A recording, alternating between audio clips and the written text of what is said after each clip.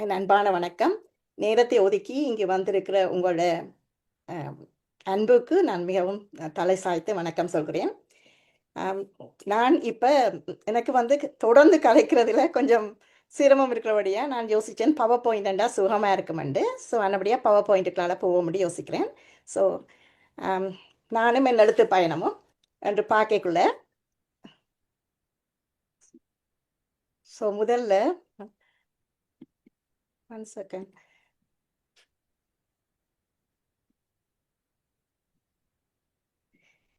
இத மறைச்சு கொண்டிருக்குதா அந்த பவர் பாயிண்ட்?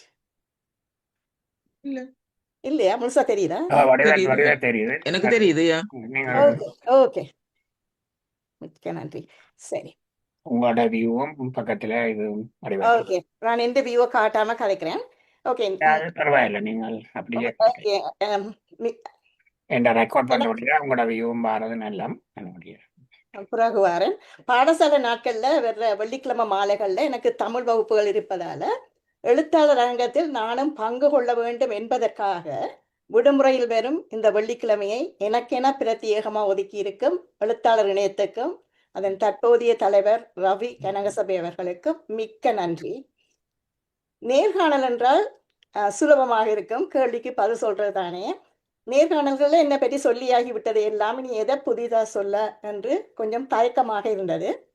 ஆனால் ரவி கனகசபை மிகவும் உறுதியாக நின்ற அதில் பங்கு கொள்ள வேண்டும் என்று அவருக்கு நான் இப்போது மிக்க நன்றி சொல்ல வேண்டும் என்று யோசிக்கிறேன்.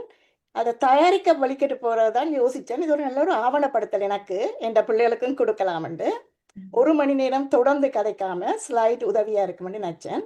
நீங்க எல்லாரும் செலவழிக்கிற இந்த நேரத்தின் மொத்த நேரத்திலும் பார்க்க நான் அதிகமாக நேரம் செலவழிக்க வேணும் உங்களோட நேரத்துக்காண்டி என்றுதான் நான் தயார்படுத்தியிருக்கிறேன்.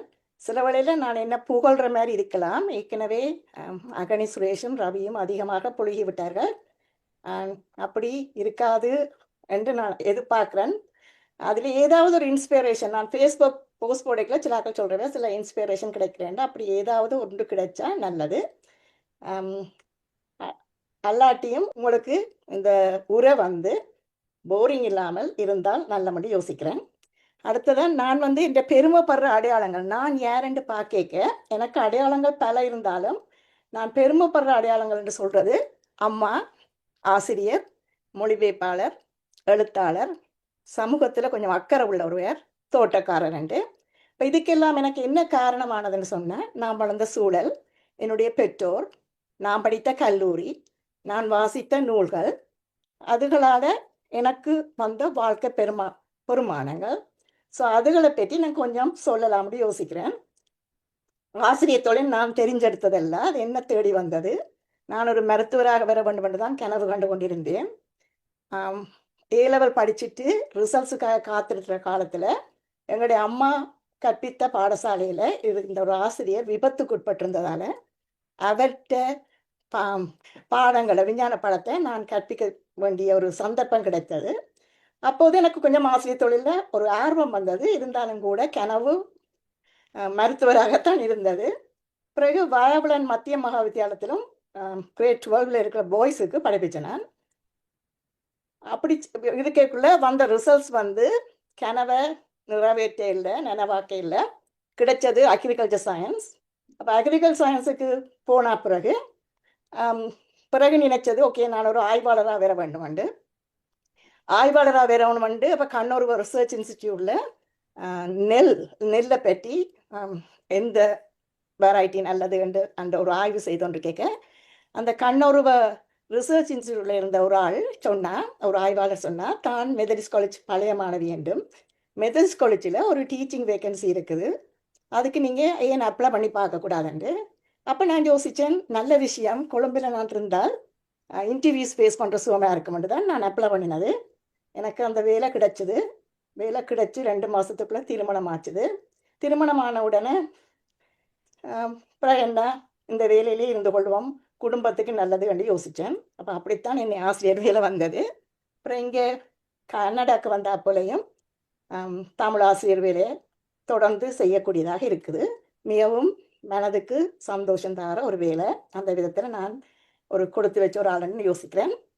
அடுத்ததாக மொழிபெயர்ப்பாளர் வேலையும் தற்செயலானது தான்.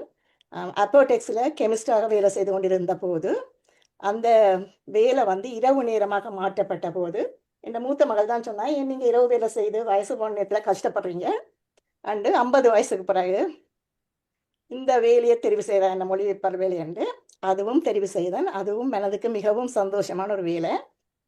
திவ்யராஜன் சொன்னார், நான் மலர்ச்சியாகவும் குளுமையாகவும் இருக்கிறேன். மேபி இந்த வேலைகள் தான் எனக்கு உதவியாக இருக்குன்னு நினைக்கிறேன். என்ன கவலை வந்தாலும் அந்த வேலைக்கு போகக்குள்ள அந்த கவலை ஏதோ ஒரு விதத்தில் ஆற்றப்பட்டுடும். ஏனென்றா எங்களை விட மிகவும் கஷ்டப்படுறாக்களை ஒன்றில் பார்ப்போம், அல்லது இந்த பிள்ளைகளோட பழகைக்குள்ள ஒரு எங்களை அறியாமல் ஒரு சந்தோஷம் வருது. மற்றது சமூகத்தில் இருக்கிற அக்கறையும் அப்பாட்ட இருந்து வந்ததாக இருக்கலாம். அப்பா வந்து எல்லாருக்கும் அறிவுரை சொல்கிறதை பற்றி வேலை எடுத்து கொடுக்குறது அப்படி நிறைய செய்தவர். நான் அட்லீஸ்ட் கதைக்குள்ளால் நான் அறிகிறத அல்ல கட்டுரைக்குள்ளால் நான் அறிகிறத சொல்ல வேண்டும் என்று விரும்புகிறேன். மற்றது அப்பா தான் ஒரு சோலையான ஒரு வளவில் எங்களுக்கு நான் வளர்கிற ஒரு சந்தர்ப்பம் தந்தவர். ஜெயகாந்தன் நடிகை நாடகம் பார்த்தால் நான் கதை வாசித்தாக்களுக்கு தெரிஞ்சிருக்கும். கல்யாணி சொல்லுவார் ரங்காக்கு, இப்போ ரங்கா சொல்லுவார் ஒரு பணக்காரத்தனம் உண்டு. அப்போ கல்யாணி சொல்லுவார் ரங்காக்கு, இல்லை நான் ஒரு சின்ன வீட்டில் இருந்தாலும் கூட ஒரு ஜன்னல் ஓரத்தில் ஒரு ரோசா செடி வச்சுருப்பேன். அப்படித்தான் நாங்கள் இப்போ கொண்டு இருந்தாலும் நிறைய தாவரங்கள் வச்சுருக்கேன். மற்றது அம்மா முதல் எழுதினான் கடைசியாக சொல்கிறேன். என்னோட அம்மான்றது வந்து நாங்கள் தெரிவு செய்ய இல்லை. இங்கே தான் பிள்ளைகள் வந்து மேரி பண்ணினா எங்களுக்கு பிள்ளைகள் வேணுமா இல்லையாண்டெல்லாம் யோசிச்சு போடுறது. நாங்கள் அங்கே திருமணமானால் பிள்ளை அதை மாதிரி எதையும் யோசிக்காமல் கிடைச்சது. ஆனால் அந்த அம்மா என்பதிலையும் நிறைய பெருமை இருக்குது. இவ்வளவுதான் என்னுடைய அடையாளங்கள். அடுத்ததான் நான் பிறந்த ஊர் தெல்லிப்பளை. தெல்லிப்பளை வந்து யாழ்ப்பாணம் மாவட்டத்தில் ஒரு சின்ன கிராமம். யாழ்ப்பாண நகரிலிருந்து 15 கிலோமீட்டர் வடக்கில் இருக்குது. அங்கே இருக்கிற ஆக்கண்ட தொழில் வந்து முக்கியமாக விவசாயமும் கால்நடையும். தெல்லிப்பளையில் 2 பெரிய பிரபல்யமான கல்லூரிகள் இருக்குது. அமெரிக்க மிஷன் 1816 கட்டின பாடசாலை தான் யூனியன் கல்லூரி. மற்றது பாவலர் துரையப்பாவில் இந்து சமயம் அழிஞ்சு போகக்கூடாதுண்டு, அதாவது எல்லாரும் கிறிஸ்டியனாக மாறினோம் பள்ளிக்கூடத்தில் சேர்றக்காண்டி கட்டின பாடசாலை தான் மகாஜன கல்லூரி. அதை விட தெல்லிப்பள்ளியில் புற்றுநோய் மருத்துவமனை இருக்குது. துக்கியம்மன் கோவில் இருக்குது. துக்கியம்மன் கோவில்ன்றதை விட அங்கே துக்காபுரம் மகளிர் இல்லம் இருக்குது. பலர் அதனால் பயன்பட்டு கொண்டிருக்கணும். மற்றது சாஜேவே செல்வநாயம் வாழ்ந்த ஊர். முதலாவது நாவலாசிரியான மங்களநாயம் தம்பையா பிறந்த ஊர். அந்த வகையிலும் தெல்லிப்பளம் மண்ணின்ற வளத்திலும் எனக்கு தெல்லிப்பளையில் என்ற ஊர் என்று சொல்கிறதுல மிகவும் பெருமை இருக்குது. இந்த தெல்லிப்பளையை சில பேர் எழுதக்குள்ள மௌளவுலானா போடாமல் கம்புளவுலானாவோடு எழுதுறவன். அப்போ பொன்னம்பலம் ரகுபதி அவரும் மகாஜனன் தான், அவர் ஒரு பேராசிரியர். அவர் ஒரு கட்டுரை எழுதியிருக்கிறார். இந்த மௌளவுலானாவோட எழுதப்பட்ட தெல்லிப்பளையை 17ஆம் நூற்றாண்டு இலக்கியமான தண்டிகை கனகராயன் பள்ளுவில் கூட காணலாம் வேண்டும். பளை என்ற இடப்பெயர் சொல் ஈழத்தமிழுக்கு தனித்துவமானது என்றும் இதன் பொருள் நீர்நிலை என்று பொருள்படும் என்றும் அன்றைய காலத்துல நெடுஞ்சாலைகள்ல பல்லக்கு தூக்கி சொல்றார்கள். ஆள் மாறிக்கொள்றதுக்கு வசதியா அங்கங்கே இழப்பாடுறதுக்கான இடங்களையும் தங்களோட இனத்தவர்கள குடியிருப்புகளையும் அமைத்திருந்தார்கள் என்றும், அப்படியான அந்த பயண கட்டங்கள் எல்லாம் தெல் அல்லது தெல்லு என்று அழைக்கப்பட்டது என்றும், பல்லக்கு காவிகளும் அப்படி அஞ்சல் கொண்டு செல்பவரும் தெல்லுக்காரர் என அழைக்கப்பட்டனர் என்றும் மற்ற கட்டுரையில் சொல்லியிருக்கிறார். அதுக்கு ஆதாரமாக நான் என்ன கதிரவேற்பிள்ளை என்ற தமிழ் அகராதியையும் மற்ற உவின்ஸ்லோ பாதிரியாருடைய தமிழ் அகராதியையும் விளக்கம் அந்த விளக்கம் சாரதுக்கு ஆதாரமாக காட்டியிருக்கிறார். அதை விட சிங்கள தீர்த்த யாத்திரை இலக்கியமான நம்போத தமிழ பட்டணவில் அதில் கருத்து தமிழர் பட்டினம் அப்படி இருந்த இடங்களில் ஒன்றாக குறிப்பிடும் தெளிப்போல என்றது வந்து தெல்லிப்பளை என்ற திரிபடைந்த வடிவம் என்பதில் ஐயமில்லை என்று போட்டிருக்கார். இந்த அப்பாட ஊர் தான் தெல்லிப்பளை. அம்மாட ஊர் வந்து அரியாலை, கல்யாணம் கண்ண ஊர் தும்பலை. அந்த 2 ஊரும் தான் எனக்கு நல்ல வடிவாக தெரியும். அந்த 2 ஊருக்கும் போனால் எனக்கு காட்டுக்கு போகிற மாதிரி இருக்கும். என்ற தெல்லிப்பளை பார்த்துட்டு இருக்கக்குள்ள அங்கெல்லாம் அந்த 2 ஊர்லும் பெருசாக மரங்களையே காண முடியாது. ஆனால் தெல்லிப்பளையை தெரிஞ்சாக்களுக்கு தெரியும். மிகவும் பலமான மண், மிகவும் செழிப்பான ஒரு ஊர். அப்புறம் நான் பிறந்த ஆஸ்பத்திரி கிரீன் மெமோரியல் ஹாஸ்பிட்டல் மானிப்பால் இருக்குது. அதை பற்றி எனக்கு முந்தி பெருசாக தெரியல. பிறகு ஒரு ஆய்வு செய்த போது தான் நான் அறிஞ்சு கொண்டேன். டாக்டர் சாமுவல் கிரீனால் 1848ஆம் ஆண்டில் நிறுவப்பட்ட ஒரு வரலாற்று சிறப்புமிக்க வைத்தியசாலை. இலங்கையின் முதல் மேலத்தைய மருத்துவமனை. அதோட முதல் மருத்துவக் கல்லூரி என்று நான் அறிஞ்சு கொண்டேன். அந்த ஆஸ்பத்திரியில் எங்களுடைய அம்மா 4 நாளாக வெளியில் துடிச்சு தான் 5ஆம் நாள் தான் நான் பிறந்த நான். இப்போ எங்களுடைய அம்மா நான் பிறக்க வேணுமென்று எங்களுடைய அப்பாவுடைய அம்மா நேத்தி வச்சவாம் தலையளவு மோதகம் செய்கிறேன்ண்டு. அதுதான் என் தலை பெருசாக வந்தேன்னு சொல்லி சின்ன பிள்ளையில நாங்கள் பகுடி பிறந்தவன். ஸோ ஸ்ரீரஞ்சனி ஒரு ஆசிரியர் தம்பதிகள மூத்த பிள்ளை. எங்களுடைய அம்மா விரும்பி சூட்டின பேர் ஸ்ரீரஞ்சனி. ஸ்ரீரஞ்சனிக்கு 6 சுரங்களை கொண்ட ஒரு ராகம்தான். இருந்தாலும் கூட விரிவான ஆலாபனைக்கு இடம் கொடுக்கறதோட தனக்குள்ள இன்னொரு ராகத்தின் பேரையும் அடக்கி இருக்கு. ரஞ்சனி ராகம் அதுக்குள்ள இருக்கு. ஸ்ரீரஞ்சனி ஒரு மங்களகரமான ராகம், மகிழ்ச்சியையும் நேர்மறையான எண்ணங்களையும் கொடுக்கிறது. அதே போல எந்த வாழ்க்கையும் முழுமையானதா இல்லாட்டியும் மிகவும் இனிமையானதாக இருக்குது. ஸோ ஸ்ரீரஞ்சனி ராகம் எப்படி இருக்கும் வேண்டாம், நீங்கள் சில பாட்டுகள் அதுவும் நான் அப்படித்தான் தேடி பார்த்தேன். நான் முந்தைய ஒரு காலத்தில் அதை போட்டிருக்கிறேன். உங்களை விருப்பம்டா கேட்டு பார்க்கலாம். நாதம் எழுந்ததடி நாதம் என்னும் கோவிலிலே அழைத்தாள் வெறுவாளே ஸ்ரீரஞ்சனி ஒரு மந்தார பூவாந்தாள். இந்த இது ஸ்ரீரஞ்சனி ராகத்தில் இருக்கிற சில பாடல்களுக்கு உதாரணம். ஸோ நான் எங்களோட அம்மாண்ட வயிற்றுக்குள்ளே வந்தோடனே அம்மாவுக்கு டீச்சர் வேலை இல்லாமல் போயிட்டுது. பிறகு நான் பிறந்தா போல தான் அம்மாவுக்கு அந்த வேலை திரும்பவும் கிடைச்சது. அப்படி கிடைச்ச உடனே அப்போ அம்மா வந்து அனுபவம் இல்லாமல் 23, 24 வயசில் புள்ள வளர்க்க மாட்டா, தூரம் அதுவும் பண்டார வழியிலன்னு சொல்லி அப்போ என்ன அப்பா அம்மாவோட விட்டுட்டு தான் போக சொல்லி அப்பா சொன்னதுண்டு. அப்போ அப்பா அம்மாவோட விட்டுட்டு போனது ரெண்டும். அப்போ அப்பா அம்மாவோட தான் நான் 5 வயசு வரைக்கும் நான் வாழ்ந்தேன். அப்போ எனக்கு 71 நாள் குழந்தையாக என்னை விட்டு விட்டு சென்றவன். ஆனால் பிறகு எனக்கு ஒரு வயசுலேயே மற்ற தங்கச்சி பிறந்துட்டா. அப்புறம் அடுத்தடுத்து தம்பி எல்லாம் பிறந்தாலும் அவன் எங்களை என்ன கூட்டிகிட்டு போயிடல. அதுக்கு அம்மா ஒரு தேடி வச்சுக்கிறா. அப்பா வந்து அவர்கிட்ட குடும்பத்தை ஹெல்ப் பண்ணுறக்காண்டி தான் செய்தேன்ட்டு. எதுவாக இருந்தாலும் அப்பா அம்மாண்ட இன்ஃப்ளூயன்ஸ் வந்து எனக்கு நிறைய இருந்தது. அப்பா உண்மையாகவே குடும்பத்துக்கு உதவி செய்வதுன்றதும் உண்மைதான். அப்போ இப்போ இந்த 5 வயசில் தான் என்ன படிக்கிற காலத்தில் அப்போ 2 பேரும் அம்மா அப்பாவும் நீர் குழம்புக்கு இடம் மாறினா போல தான் கொண்டு போகணும் விழிக்கிட்டவன். அப்படி கொண்டு போக போகிறோன்னு சொன்ன உடனே அப்போ 5 வயசு ஸ்ரீரஞ்சனி என்ன செய்திருக்கேன்டா, அப்பா அம்மாண்ட சீலை தலைப்போட பெருவிரலை கட்டி முடிஞ்சு போட்டு படுத்திருக்குது. அப்படின்னா தூக்கி கொண்டு போக மாட்டேனம்ட்டு. இதை பார்த்து அப்பா அம்மா வந்து மிகவும் அவளுக்கு கவலையாக இருந்திருக்கு. அப்போ அவள் என்ன செய்திருக்கா, பூவாண்டு எங்களோட மாமியை எங்களோட சேர்த்து அனுப்பினவன். ஆனால் அப்பா அம்மாவை பூவாம்மான்னு தான் கூப்பிடுறது, பூவாண்டி அம்மாண்டு. எங்களுடைய அம்மாவே உன்னாலும் அம்மாண்டு கூப்பிட்டதில்லை. நல்லா வளர்ந்து 7-8 வயசு அப்புறம் அம்மாண்டு கூப்பிட தொடங்கினான். அது வரைக்கும் பாப்பா அம்மாண்டு தான் கூப்பிட்டுருக்கேன். ஏனெண்டா எனக்கு நான் 14 மாதமாக இருக்கேன், எங்களோட தங்கச்சி பிறந்தவன். அப்போ பாப்பாண்டி அம்மா பாப்பா அம்மாண்டு. அதனால தான் நான் அவையோட போகிறதுக்கு விருப்பம் இல்லாமல் இருந்தேன். அப்படி விருப்பம் இல்லாமல் போனதால நல்லா சரியான ரிவெஞ்ச் செய்திருக்கிறேன். பள்ளிக்கூடம் போக மாட்டேன்னு அலைவதெல்லாம் எனக்கு இப்போவும் ஞாபகம் இருக்குது. என்ன அடித்து போட்டு அப்பா காலை விட்டுட்டு ரக்கி விட்டுட்டு போயிருப்பேன். ரெண்டெல்லாம் மங்களான நினைவு இருக்குது. 1ஆம் வகுப்பில் 2ஆம் வகுப்பிலும் அம்மா அப்பா தான் டீச்சர்ஸ். அப்போ அங்கேயும் அப்படித்தான் கணக்கு ஒன்று புல விட்டாலும் அடிவிலும். அப்போ பயந்து தான் படித்தது. அப்புறம் 3ஆம் வகுப்பில் தான் வந்து அப்பாடா அந்த நிம்மதியாக படித்தது. அது 3ஆம் வகுப்பில் தெளிப்பிள்ளைக்கு திரும்ப வந்துட்டேன்.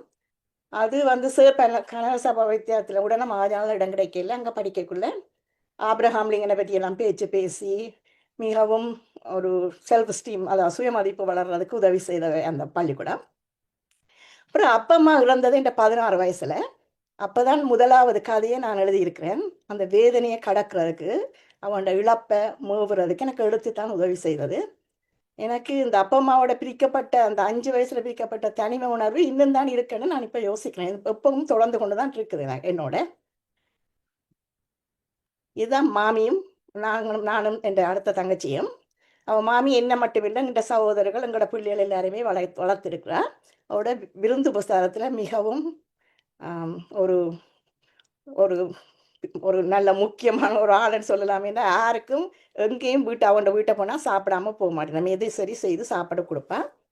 இதான் எங்களோட வீடு, அந்த காலத்து வீடு. 1967 நாங்கள் கொச்சிக்கடையிலேருந்து தெல்லிப்பள்ளி போயிருந்தாங்க. அப்புறம் 71 தான் பனங்காடாக இருந்த ஒரு காணியை வாங்கி அப்பா அதை சோழியாக செய்தவர். மற்ற படத்தில் இருக்கிறது இப்போ தற்போதைய வீடு. அது எங்களோட வீட்டில் இல்லாத மரம் இல்லை. மாவோ பலாவோ தென்னையோ வாழையோ முருங்கியோ கொய்யாவோ அப்படி அந்த வளவில் வளர்றதுலும் மிகவும் ஒரு சந்தோஷம் இருந்தது. ஸோ 2 பேரும் டீச்சர்ஸ்ன்றபடியாக எங்களுக்கு ஒப்பீட்டளவில் ஏழ்மை இருக்கையில் அதை ஆனபடியாக நல்ல வசதியாக இருந்தோம். 4 வீடு எல்லாம். இது இந்த சூழல் என்னில் தாக்கம் செலுத்தினதை சொல்லலாம். அடுத்ததாக பார்த்தா பெற்றோர் என்ற வகையில் பார்க்கக்குள்ள அப்பா தான் கதைகளில் ஆர்வத்தை ஏற்படுத்தினவர். எனக்கு அப்பா ஒற்றுமையை பலம் சொல்லி கதை சொன்னது இப்போவும் ஞாபகம் இருக்குது. அப்போ நாங்கள் 4 பேர் 4 தடிகளை கட்டி போட்டு உடைக்க தந்ததும், பிறகு ஒவ்வொரு தடியாக்கி போட்டு திருப்பி அதை உடைக்க சொன்னதும், அப்படி கதை சொல்லித்தான் அவர் கதைகளில் ஆர்வத்தை எங்களில் உருவாக்கினவர். படுக்கைக்குள்ளே ராமாயணம் பாரதம் எல்லாம் அப்படி சொல்லுவார், பெட் டைம் ஸ்டோரியா. நாங்கள் இங்கே வந்தால் கேள்விப்பட்ட பெட் டைம் ஸ்டோரி நாங்கள் அங்கேயே நான் அப்பா அதெல்லாம் செய்திருக்கிறேன். பிறகு பெற்றோர் முடிய பிறகு கல்லூரியும் அதே மாதிரி தான், மகாஜன கல்லூரி. மகாஜன கல்லூரி நான் ஏற்கனவே சொன்ன மாதிரி பாவலத்துறையப்பா பிள்ளை இந்த மகாஜன கல்லூரி. அங்கே வந்து கட்டுரை, கதை, நாடக பகிர்வுகள் தாராளமாக நிறைய நடக்கும். விஜயதசமியிலண்டு நிறைய அதுக்கு சந்தர்ப்பம் இருக்கும் கேட்குறதுக்கு. அதே மாதிரி நூலகம், நிறைய நூல்கள், இதெல்லாம் எனக்கு இலக்கியத்தில் ஆர்வத்தை ஏற்படுத்திச்சு. அதே மாதிரி அந்த மூட்டம் வந்து உனை நீ அறி, அதாவது சுய விசாரணைக்கு உதவுறதுக்கும் எங்களோட கல்லூரி அதுக்கு பங்களிச்சேன்னு சொல்லலாம். பிறகு 12ஆம் வகுப்பு படித்து கொண்டிருந்த போது 2வது கதை ஒன்று எழுதினான். முதல் 16 வயசு எழுதினான், அப்புறம் 18 வயசில். அந்த கதை வந்து என் சிநேகிதியோரால் தன் பாலியல் துன்புறுத்தலை பற்றி பகிர்ந்து கொண்ட போது நான் எழுதின கதை. ஆனால் அதுவும் என்னை தாண்டி எங்கேயுமே செல்ல இல்லை. ஏனெண்டா கதைகள் வாசிக்கிறது படிப்பை குழப்பிடும் ஒன்று தான் எங்களோட வீட்டில் எல்லா வீடுகளிலும் இப்போ உங்களுக்கு எல்லாருக்கும் விளங்கம் நினைக்கிறேன். யாழ்ப்பாண வீடுகளில் அப்படித்தான் விடாயினம் லேசில் கதைகள் வாசிக்க. அப்போ ஆனபடியாக கதை வாசிக்கவே விடணும் இல்லை. அப்போ நான் எப்படி எழுதுறேன்னு சொன்னேன்ட்டு ஒரு நாளும் அதை சொல்கிறதுக்கு துணிவு ஏற்படையில்லை. இருந்தாலும் எழுத்துகள் மூலம் உணர்ச்சியை காட்டலாம், எழுத்து ஒரு வடிகாலாக இருக்கும் என்ற புரிதல் எனக்கு கிடைச்சிருந்தது. அதோட சுய மதிப்பும் உருவாகிறதுக்கு சில விஷயங்கள் நடந்தது. அதுவும் ஒரு ஒரு கொடுப்பனவு தான். தனியாதாக நாங்கள் மிகவும் விரும்பி கேட்ட நாடகம் 13 வயசுகளில். அந்த நாடகத்தை பற்றி விமர்சனம் எழுதி பாலச்சந்திரன் அண்ணாக்கு, அவர் அண்ணாண்டு தான் நாங்கள் சொல்கிறோம், அவரோட பழக்கம் இந்த கேஎஸ் பாலச்சந்திரனோட. இப்போ அவருக்கு ஒரே எழுதி அனுப்புகிறேன் நாங்கள். அப்போ சும்மா 3 பேரை பேரை போடுறது தான் நான் தான் எழுதுறது, நாங்கள் 3 கேர்ள்ஸ். அப்போ அந்த நாடகத்தின் விமர்சனம், எங்களோட விமர்சனம் வந்து அவரோட நாடகத்தின் முடிவை மாற்றினோடனே எனக்கு அடுத்துதான் நம்பிக்கை வந்துச்சோ, என்னாலும் எழுத முடியும் என்ற எழுத்துக்கு வலிமை இருக்கண்டு. மற்ற தமிழ் பாட ஆசிரியர்கள் எல்லாம் விமர்சனங்கள் எழுத, கட்டுரை எழுதலாம் ஊக்கிச்சுக்கணும். அப்புறம் கல்லூரியில் நிறுவியவர் நினைவு நாள் நடக்கிறது ஒவ்வொரு வருஷத்துக்கும். அப்போ போட்டி வைக்கிறது, சிறுகதை போட்டி, கட்டுரை போட்டி அப்படி. பிறகு பேனா நண்பர் வந்தது. ஆசிய சேவையில் கதைகள் கேட்கக்குள்ள ஒருவர் பேனா நண்பராகி அவர்கிட்ட கடிதங்கள் வாசிக்கிறது இன்ட்ரெஸ்ட், அப்புறம் அவருக்கு எந்த கடிதங்கள் வாசிக்கிறது இன்ட்ரெஸ்ட், அப்படியே எழுத்து ஒரு கொஞ்சம் மெருகுபடுத்துறதுக்கான சந்தர்ப்பங்கள் கிடைத்தன. இது மகாஜனால மாணவ தலைவராக இருந்தது, சின்னப்பா இல்லை தலைவராக இருந்தது, அப்படியான உதவிகள் செஞ்சுது. இதெல்லாம் சுய மதிப்பை ஏற்றினாலும் கூட முதலாவது தடவையில் மெடிசின் கிடைக்கலன்னு 2ஆம் தரம் முயற்சி செய்ய எனக்கு மனசே வேற இல்லை. அவளை நம்பிக்கையோடு இருந்ததால் அப்போ முதல் தரம் வந்ததையே ஏற்று போனேன். நான் பேராதனை பல்கலைக்கழகத்தில் அக்ரிகல்ச்சர் சயின்ஸ் கிடச்சிருந்தது. நாங்கள் 13 கேர்ள்ஸ் பேராதனை பல்கலைக்கழகத்தில் அதில் அநேக மாணாக்கள் இருக்கிறோம். அந்த பேராதனைக்கு போகும்போது எங்களோட அயலிலேயே ஒரு ஆள் தான் முதல் யாழ்ப்பாணம் யூனிவர்சிட்டியில் படித்தவன், 2வது நான் தான் யாழ்ப்பாணத்தை விட்டு போகிறேன்றபடியே என்ன வழி அனுப்புறதுக்கு எங்களுடைய அயலே வந்திருந்தது ரயில்வே ஸ்டேஷனுக்கு. அந்த மாதிரி ஒரு போய் அந்த பல்கலைக்கழகத்துக்கு போனாப்பெல்லாம் இது எங்களோட பேட்ச், அவ்வளோ தமிழ் பாய்ஸ் அண்ட் கேர்ள்ஸும். பல்கலைக்கழக வாழ்வு தான் ஏற்கனவே அகனி சொன்ன மாதிரி எழுத்துக்கு, நடிப்புக்கு, சந்திரமதியாக நடிக்கிறதுக்கு ஒரு சந்தர்ப்பம் கிடைச்சது. அதே மாதிரி அங்கே வர குறிஞ்சிக்குமரன் கோயில் மேகசின் எழுத கிடைச்சது. நான் ஒரு உளவியல் மேகசின் வந்து கொண்டிருந்தது, அப்போ அதில் எழுத கிடைச்சது. இப்போ பல்கலைக்கழகத்தில் இருக்கிறதானே எழுதலாம்ன்ற ஒரு துணிவு வந்துச்சுது. அப்படி எழுதித்தான் 2 கதைகள் ஈழ நாட்டில் பிரசுரிக்கப்பட்டது. அதோட சிதைவுகளில் ஒரு உதிர்ப்பண்டு ஒரு தொடர்கதை 7 எழுத்தாளர்கள் சேர்ந்து எழுதினாங்க. என்னுடைய முதலாவது கதை கனவுகள் கற்பனைகள். அந்த நேரம் எனக்கு விஜயேந்திராவை தெரியும், ஆனால் அந்த கனவுகள் கற்பனைகள் என்ற கதை தான் கடைசி எங்களோட திருமணத்துக்கு வழிவகுத்தது. மற்றது பிரதிகளுக்குள்ள ஒரு கன விஷயமான எக்ஸ்பீரியன்ஸ் கிடைச்சதோ இல்லை. இன்னொன்று சொல்லலாம், 83ஆம் ஆண்டு நாங்கள் மீளவும் பிரதியாக்கு போக மாட்டோம், யாழ்ப்பாணத்தில் தான் பல்கலைக்கழகத்தில் இடம் வைக்கணுமென்று உண்ணாவிரதம் செய்தாங்க. அந்த நேரத்தில் மதிவதனி பிரபாகரன் வைஃப், அவள் வந்து எங்களோட ஜூனியர், நாங்கள் தேர்ட் இயர் கேட்கல, அவள் அப்போ தான் இன்டர் பண்ணினவன். அப்போ அவள் பஸ்ஸுக்கு நிற்கிறா பிரதேனியாக்கு போகிறதுக்கு. அப்போ எங்களோட பேட்ச்மேட் ஒரு ஆள் தான் உதயாண்டவ சொன்னா, ஏய் நீ என்னட்டு பள்ளிக்கூடம் போவேன், நாங்களாம் உண்ணாவிரதம் இருக்கோம் வான்னு சொல்லி தான் கூட்டிகிட்டு போனது. அந்த பிள்ளை போய் அங்கே பார்த்த உடனே அது சாகம் பெரிய உண்ணாவிரதத்தில் இருந்துட்டு, நாங்களாம் ஒவ்வொரு நாள் இரவு மாறி மாறித்தான் சுழற்சி முறையில் இருந்தாங்க. அன்றைக்கு வந்து அவை எல்லாரையும் தூக்கி கொண்டு போய்க்கும் அன்றிரவு உண்ணாவிரதம் இருக்கிறோம் நாங்கள். அப்போ அந்த ஒரு அனுபவம் இருக்குது. கடைசியெல்லாம் கொண்டு போனோன்னா போய் வீடுகளில் தட்டி வீடுகளில் போனதெல்லாம் அப்படியான அனுபவங்களும் யூனிவர்சிட்டியில் கிடச்சிருக்கு. பிறகு திருமணமான உடனே மூத்த மகள் பிறந்த உடனே பிள்ளை வளர்ப்பு சவாலாச்சுது. மெதரிஸ் காலேஜில் கற்பித்து கொண்டிருந்தாலும் எனக்கு வந்து பிள்ளையை பார்க்குறதுக்கு ஒரு தடையும் கண்டுபிடிக்க முடியலை. அம்மா சொன்னால் வீட்டை உணர்ந்து தர சொல்லி தான் வளர்த்து தரேன்ட்டு. ஆனால் எனக்கு அது மனசு வரை இல்லை. நான் அம்மாவோட வளராதால் எனக்கும் அம்மாவுக்கும் பெருசாக ஒட்டுறவு இல்லைன்னு என்ற நம்பிக்கை. அதால் நான் எனக்கும் என்ற பிள்ளைக்கும் அப்படி வரக்கூடாது, எங்களுக்குள்ள நல்ல ஒரு ஒட்டுணர்வு இருக்கணும்னு சொல்லி சரி வேலையை விடுவோம்னு சொன்னேன். விட்டேன். அதுக்கு விஜயேந்திரா ஒத்துழைச்சார். அப்போ வேலையை விட்டுட்டு நாங்கள் வந்து யாழ்ப்பாணத்தில் போயிருந்தோம். மெதரிஸ் கல்லூரியில் படிப்புக்குள்ள மிகவும் சந்தோஷமாக இருந்தது. என்ன மகாஜனாவில் கற்ற அனுபவங்கள் தான் உண்மையாக உதவி செய்ததும். அங்கே ஒரு டீச்சர் வந்து சாம்பியார் போகிறக்காண்டி போயிட்டா, கனகாலம் டீச்சர் இல்லாமல் இருந்தபடியாக நான் வந்து போய் வீக்கெண்ட் கிளாஸுகள் அதெல்லாம் வச்சு படிப்பிச்சது. கொழம்பு முழுக்க என் பேர் வரை ஃபேமஸாக இருந்தது. அப்போ நான் பள்ளிக்கூடத்தை விட்டுட்டோடனே ஒரு பெருசாக அது ஒரு பெரிய ஒரு கதையாக வந்தது. ஆனால் வாழ்க்கையில் சில சவால்கள் அதுக்கு வந்து சில வழியில் எங்களை அறியாமல் அப்படி வந்துடுறது. ஆனால் அதோட கொழம்பில் இருக்கக்குள்ள தான் ராஜஸ்ரீகாந்தன் அறிமுகம் கிடைச்சது. ராஜஸ்ரீகாந்தனை தெரியும் நினைக்கிறேன் உங்களுக்கு என்ன பேருக்கு. அவர் தான் பத்மா சோமகாந்தனை நூல் விமர்சனம் செய்கிறதுக்கு ஒழுங்கு செய்தவர். அப்போ தான் முதல் நூல் விமர்சனம் செய்தனான். அதே மாதிரி யோகா பாலச்சந்திரன் அறிமுகம் கிடைச்சது. அப்போ வானொலியில் பேச்சுகள் பேசினாங்க. பிரசில்லையு செல்வராஜன், எழுத்தாளர் முருகபதி என்று கணக்க இலக்கியாக்கள் அறிமுகம் எல்லாம் கிடைச்சது கொழும்பில் இருந்தபோது தான். அது முடிஞ்சு தனிப்பட்ட பிரச்சனைகள், நாட்டு பிரச்சனைகள் எல்லாம் கலந்து நாங்கள் கனடாக்கு வந்தோம். கனடாக்கு வரைக்கும் நானும் என்னுடைய 2 மூத்த பிள்ளைகளும் தான் வந்தனாங்க. எங்களுக்கு வரைக்குள்ள எப்படி உடுப்பு போடுறேன்னு தெரியாது. நாங்கள் போய் அந்த நியூயோர்க்கில் பார்க்கல பிஜேஸை பார்த்தா கொஞ்சம் திக்கான உடுப்பாக கிடந்தது. சரி போடு அப்படின்னா பிள்ளைகளுக்கு குளிராத நினச்சிக்கொண்டு போட்டுக்கொண்டு தான் வந்தனாங்க. இப்போ அப்போ வந்தபோது பிப்ரவரி 14 வந்தனாங்க. அன்று தான் முதல் பனிக்கோட்டினதையும் பார்த்தது. இந்த அனுபவத்தை என்னுடைய மூத்த மகள் ஒரு பொட்காஸ்டாக போட்டிருக்கா, இமிக்ரேஷன் எக்ஸ்பீரியன்ஸ் வந்து எப்படி நாங்கள் அதை எப்படி முகம் கொடுத்தனாங்கன்ட்டு. அப்புறம் கனடாவில் தனியாக பிள்ளைகள் வளர்க்க வேண்டிய பேர்லையாவது அப்போ தொழில் தேடவோ அல்லது மேலே என்ற கல்வியை மேம்படுத்துறதுக்கான வாய்ப்புகளை தேடவோ முடியலை. அப்போ ஆக இங்கே பிரின்சிபல் கனசபதி பிரின்சிபல் இருந்தபடியாக அவருக்குள்ளால் அவரோட இன்டர்வியூக்கு அரேஞ்ச் பண்ணி விட்டவர். அதுக்குள்ளால பைலிங்கல் டியூட்டர் ஒன்று வேலை கிடைச்சது. புதுசாக வர பிள்ளைகளுக்கு தமிழுக்குள்ளால் இங்கிலீஷ் படிப்பிக்கிறது. இந்த அவர் இறக்கும் போது தண்ட வேலையையும் எனக்கு தான் தந்துட்டு போயிருக்கிறார். அவற்றை ஒரு அபிமான மாணவி நான் என்று சொல்கிறது எனக்கு எப்பவும் பெருமை. அவர் வந்து தமிழ் மொழி மதிப்பீட்டாளர் வேலை இப்போ நான் அது செய்து கொண்டிருக்கேன். இப்பவும் அப்படி பிள்ளைகளோட தனியாக இருக்கக்குள்ள நல்லா நிறைய ஆக்டிவாக இருந்தாங்க. அங்கே பஸ்ஸுக்குள்ளெல்லாம் ஒரு ஆள் 2-3 பேர் கேட்டு முடிக்கிறேன். நான் இலங்கைன்றது நம்பர் இல்லை, கஜானாடு தாங்க நினச்சேன். நான் அவ்வளோ ஆக்டிவாக 2 பிள்ளைகளையும் கொண்டு திரிகிறேன். அது ஒரு விதத்துக்கு நல்லா இருந்துட்டு, தனியாக இருந்து வேலையும் இல்லாமல் படிக்காமல் இருந்ததால் பிள்ளைகளை வடிவாக நேரம் செலவழித்து பிள்ளைகளின் நல் வாழ்க்கைக்கு உதவி செய்யக்கூடிய இருந்தது. அப்போ அப்படி போய்க்கலாம் பேரணி மதிவாசன் அறிமுகம் கிடைச்சது. அப்போ நாங்கள் கவிஞர் வேந்தனாண்ட பாலும் சோறு முன்னத்தன்று அபிநய பாட்டு செய்தனாங்க. முதல் மகாஜனா முத்தமிழ் விழாவில் அரங்கேறி இருந்தது 92.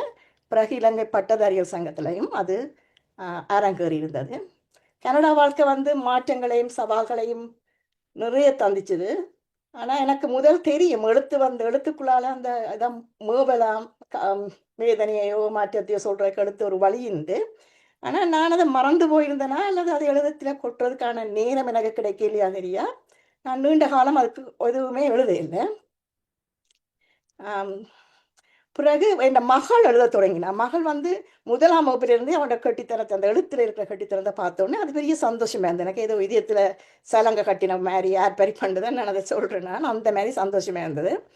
அவள் டொரண்டோ ஸ்டாருக்கு எழுதின ஸ்டோரி கண்டெஸ்ட்டில் முதலாவது பரிசு கிடைச்ச உடனே 2 தரம் தொடர்ந்து கிடைச்ச உடனே ஸ்டார்ஷிப்பில் வந்து சின்ன பிள்ளைகளுக்கு பெய்ட் ஆர்டிகல்ஸ் எழுத விட்டவன். அப்போ அதை நாங்கள் ஒரு தொகுதியாக்கி 18வது வயசில் அவளுக்கு பர்த்டே ப்ரெசண்டாக கொடுத்தனாங்க. அவளுக்கு விருப்பம் இருக்க இல்லை, ஆனால் நாங்கள் கொடுத்தனாங்க. அப்படி அப்படி முடிஞ்ச கையோட தான் ஒரு சிறுமி வந்து தமிழ் சிறுமி இங்கே தொலைஞ்சு போனவ. அப்போ தான் நான் புகலிடம் தேடி என்று ஒரு கதை எழுதி உதயன், அந்த நேரம் உதயன் பேப்பர் வந்து சிறுகதை போட்டிகள் வச்சு கொண்டிருந்தது. அதில் எனக்கு பரிசு கிடைச்சது, தங்கப்பதக்கம், முதலாவது பரிசு கிடைச்சது. அப்போ அது மீண்டும் எனக்கு எழுத்திற்கு வர்றதுக்கு எனக்கு ஒரு உத்வேகத்தை தந்துச்சு. அதுக்கு உதயன் ஆசிரியருக்கு நான் நன்றி சொல்ல வேணும். அப்படி எழுதி கொண்டிருக்க யுகமாயினி என்ற ஒரு மேகசின் வந்து கொண்டிருந்த இந்தியாவிலிருந்து அவற்றை சித்தன் ஆசிரியர், அவற்றை அறிமுகம் கிடைச்சோன்னே 2009ஆம் ஆண்டு நாங்கள் இந்தியாவுக்கு போயிருந்தாங்க. இப்போ அவரை சந்தித்த போது அவர் கேட்டார், ஏன் அப்படி ஒரு நீங்கள் சிறுகதை தொகுப்பு போடக்கூடாது. அதில் தான் இந்த முதலாவது சிறுகதை தொகுப்பு வந்தது, 4 நிழலானார்.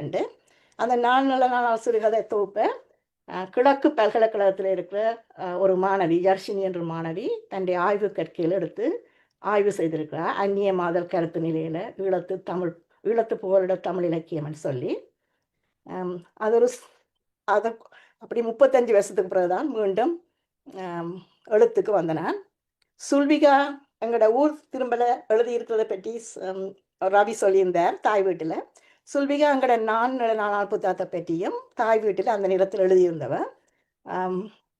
பல்வேறு சட்டகங்கள் உண்டு, மீள் பார்வைக்கும் ஆய்வுகளுக்குமான பல்வேறு சட்டகங்கள் உண்டு வித்தியாசமான தொகுதியில். அதில் சொல்லியிருந்தவ கரிசனைக்குரிய இல்லை கேள்விக்கு உட்படுத்துகிற தமிழ் கலாச்சார விடயங்களையும் அதனுடைய இந்த செயற்பாடுகளையும் அதன் மூலம் சமூக அரசியல் நிலைப்பாடுகளில் ஏற்படுகின்ற அசைவு இயக்கங்களையும் வெளிப்படுத்துகின்றன என்று. நான் பெரிய ஒரு எழுத்தாளர் நான் இன்றைக்குமே சொல்ல மாட்டேன், ஆனால் இப்படி ஆக்கள் சொல்லிக்கல ஒரு சந்தோஷம் வர்றது, நம்பிக்கை வர்றதோ, ஏதோ என்னுடைய எழுத்துல ஏதோ யாரோ ஒரு ஆளுக்கு ஒரு அசைவு ஏற்படுத்தினா அதுதான் அது இந்த வெற்றி என்று. அப்படி தொடர்ந்து எழுதினது தான் அந்த 4 நாளாண்டு போட்டுனாங்க. பிறகு மகாஜனாட 100ஆண்டு விழா வந்துச்சு 2009. அப்போ பேராசிரியர் ரகுபதி தான் சொன்னார், மகாஜனாக்கு சமர்ப்பணமாக நாங்கள் ஏதாவது நூல்கள் வெளியிடுவோம்ண்டு. அப்போ தமிழ் படிப்போம்ன்ற நூல் வெளியிட்டு நான், இது உதயன் ஆசிரியர் எடுத்த படம் தான். பிறகு ஏற்கனவே சொன்ன மாதிரி எழுத்தாளர் இணையத்தில் இருந்தனா, எழுத்தாளர் இணையத்தில் செயலாளர் இருக்கக்குள்ள நாங்கள் சங்கப்பொழில் ஒரு சஞ்சிகை செய்தாங்க. அந்த சஞ்சிகைக்கு உலகத்தில் உள்ள எல்லா இடத்துல இருந்தும் நாங்கள் ஆர்டிகல்ஸ் எடுத்து போட்டு ஒரு பெரிய விழாவாக செய்தாங்க.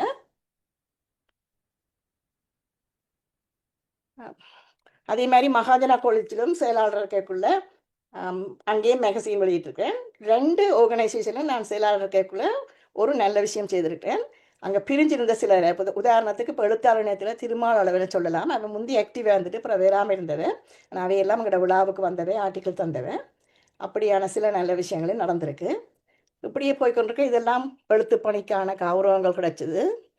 தூரல் என்ற மெகசீனில் செய்தது. பிறகு இது நீதன் வந்து கனடாண்ட 150வது ஆண்டு பிறந்த நாளோட சேர்ந்து செய்தவர்.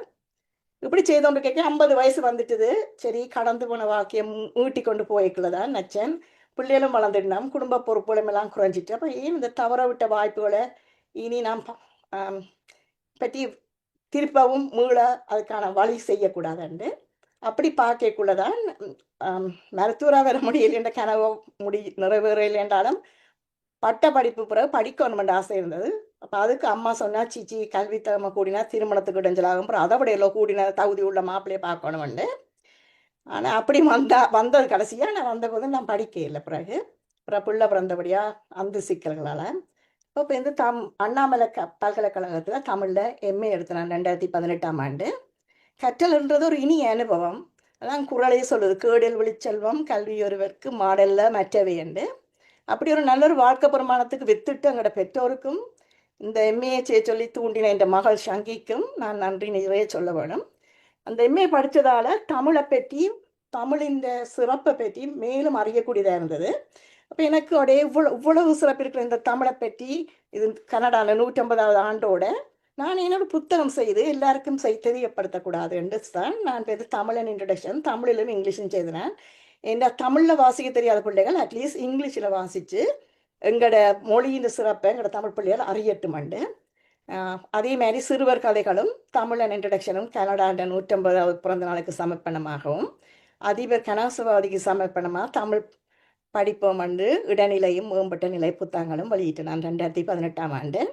இந்த புத்தக வெளியீடும் வந்த லாபத்தை நாங்கள் சிக்கிஸு கொடுத்தனாங்க. ஏன்னா அந்த நேரத்தில் நான் மொழிபெயர்ப்பாளராக வேலை செய்ய தொடங்கிட்டேன். மொழிபெயர்ப்பாளராக வேலை செய்யக்குள்ள நான் ஒரு அம்மாவாக சிக்கிஸில் வர அத்தனை பிள்ளைகளையும் பார்க்கக்குள்ள மிகவும் கவலையாக இருக்கிறது. அப்போ என்னாலேயான உதவி செய்ய வேணும் என்று அது செய்தேன் நான். இது இந்த சுதா இதில் இணைஞ்சிருக்கிறா கணேஸ்வரி டீச்சரும் இருக்காவோ போயிட்டாவோன்னு தெரியல. இது அவர்கள் மிகவும் அவர்களுக்கு நான் மீண்டும் நன்றி சொல்லணும். என்ற புத்தகங்களை பற்றி அவள் இங்கிலீஷிலும் தமிழிலும் எழுதி போட்டவன். கணேஸ்வரி டீச்சர் ஒரு ESL டீச்சராக இருந்தவோ அவள் தண்டை பார்வையிலும் உளவள ஆலோசனை இருக்கிற சுதா தண்டை பார்வையிலும் அந்த புத்தகங்களில் இருக்கிற நல்ல விஷயங்களை பற்றி சொல்லியிருந்தவன். இப்போ நான் இதெல்லாம் வாசிக்கணும் தான் நேரம் போயிடும். அந்த புத்தகங்களில் என்ன இருக்குன்னு சொல்லி செய்தவன்.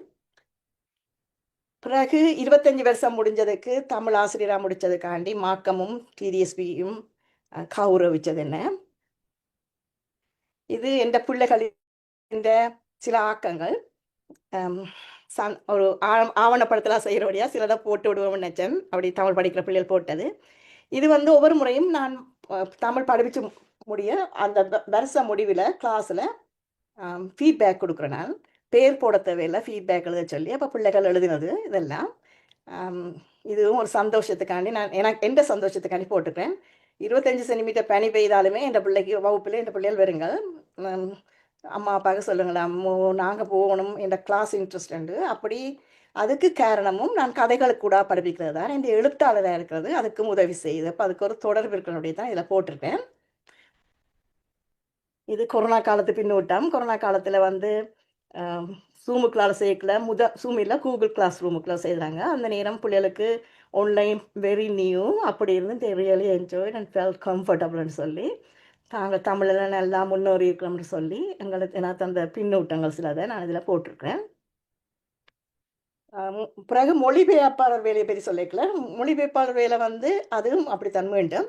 மொழிபெயர்ப்பாளர் வேலையில் மனதுக்கு சந்தோஷமும் திருப்தியும் கிடைக்கிறதை விட நான் அறிகிற விஷயங்கள் என்னை எழுத தூண்டுறதால எனக்கு கரு கிடைக்கிது கதை எழுதுறதுக்கு. அதோட அது மட்டும் இல்லை 10 நாங்கள் கற்றுக்கொள்றதுக்கான சந்தர்ப்பமும் கிடைக்கிது. அறியாத விஷயங்களை அறிகிறதுக்கு அதுங்களோட சுய முன்னேற்றத்துக்கு உதவுது. நன்றி அறிதலாக இருக்கணுமே, எப்படி மன அழுத்தங்களை குறைக்கலாம் என்றதெல்லாம் கற்றுக்கொள்ளக்கூடியதாக இருக்குது. அதோட சிட்டி ஆஃப் டொரண்டோட என் மூத்த மகள் வேலை செய்கிறான். பிரின்சஸ் மார்கரெட் ஹாஸ்பிட்டலில் 2வது மகள் வேலை செய்கிறான். அப்போ 2க்கும் இன்டர்பிரிட்டிங்கு போனால் எனக்கு என்ன பேரண்ட் டீச்சர் மீட்டிங்கு போகிற மாதிரி இருக்கும். அங்கே அவர்கள் பாராட்டுறதை கேட்க அது எல்லாருக்கும் கிடைக்காது. அந்த விதத்தில் நான் சரியான லக்கி. பிள்ளைகளை பற்றி வளர்ந்தா போலேயும் அவை பற்றி அவையை பற்றி கேட்குற ஒரு சந்தோஷம் தானே இன்ற பொழுதிலும் பெருதுவக்கம் புலகாங்கிதம் கிடைக்கும். அது ஒரு நல்ல விஷயம். மற்றது இந்த ரெட்டை கலாச்சாரத்துக்குள்ளே இருந்து எல்லாரும் கஷ்டப்படுறத இவ்வளவு தூரம் எங்களோட பிள்ளைகளுக்கும் பெற்றோருக்கும் முடியல சவாலாக இருக்குது.